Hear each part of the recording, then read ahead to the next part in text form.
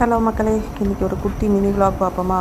அதாவது சேமியாவும் ஜவ்வரிசியும் போட்ட பாயாசம் கீர் எப்படி செய்கிறதுன்னு. அதுக்கு ஃபஸ்ட்டு நம்ம ஒரு கப், எந்த கப் வேணாலும் நீங்கள் மெஷர்மெண்ட்டுக்கு வச்சுக்கலாம். அதில் ஒரு கப் எடுத்திங்கன்னா ஜவ்வரிசி, ஒரு கப் சேமியா, அதில் 2 கப் என்ன செய்யணும்னா நம்மளோட சுகர் எடுக்கணும். நீங்கள் என்ன வேணாலும் ஆட் பண்ணிக்கலாம், நாட்டு வெல்லம், அது டிபெண்ட்ஸ் அப்பான். அதுக்கப்புறம் நான் 1 லிட்டர் பால் எடுத்திருக்கேன். ஃபஸ்ட்டு ஜவ்வரிசியை நல்லா வேக வச்சு இந்த மாதிரி எடுத்துக்கணும். இந்த மாதிரி நல்ல ஜவ்வரிசி வெந்ததுக்கப்புறம், இது நீங்கள் குக்கரில் வச்சு வேக வைக்கணும்னு கிடையாது. என்ன செய்யலாம்னா லைட்டாக ஜவ்வரிசியை வறுத்துட்டு தண்ணி ஊற்றி வேக வச்சிடலாம். அது வெந்ததுக்கப்புறம் தான் சேமியா டக்குன்னு வெந்துடும்.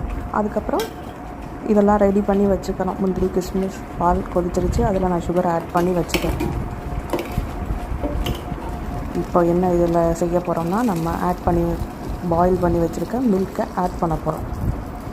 ஃபுல்லாக ஆட் பண்ணியாச்சு. 1 லிட்டர் நான் ஃபுல் க்ரீம் மில்க் தான் எடுத்திருக்கேன். இதில் 2 ஸ்பூன் நல்லா நெய் விட்டு முந்திரி கிஸ்மிஸ் போட்டு தாளித்து அதில் கொட்டியாச்சு. இந்த கன்சிஸ்டன்சியில் நான் வச்சேன். கடைசியாக நான் உங்களுக்கு காமிக்கிறேன் அது எப்படி வந்ததுன்னு. ஏன்னா இருக்க ஜவ்வரிசி ஊறி நல்ல ஒரு திக்காக வந்துடும். நம்ம சாப்பிட போகிறதுக்கு ஒரு 1 ஹவர் முன்னாடி செஞ்சிட்டோம்னா அது சூப்பரான கன்சிஸ்டன்சிக்கு வந்துடும்.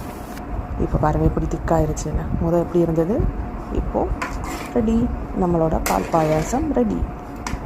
இன்றைக்கி வரலக்ஷ்மிக்கு விரதத்துக்கு ஸ்பெஷலான பால் பாயாசம் செஞ்சாச்சு. ஓகே மக்களே, இனி அதை நம்ம சாப்பிட வேண்டியதான். சுற்றி இருக்க நம்மளுக்கு ஃப்ரெண்ட்ஸ், நம்ம பசங்க எல்லாருக்கும் கொடுத்துட்டு நம்மளும் அதை சாப்பிட வேண்டியதான். ஓகே, தேங்க்யூ, பாய்.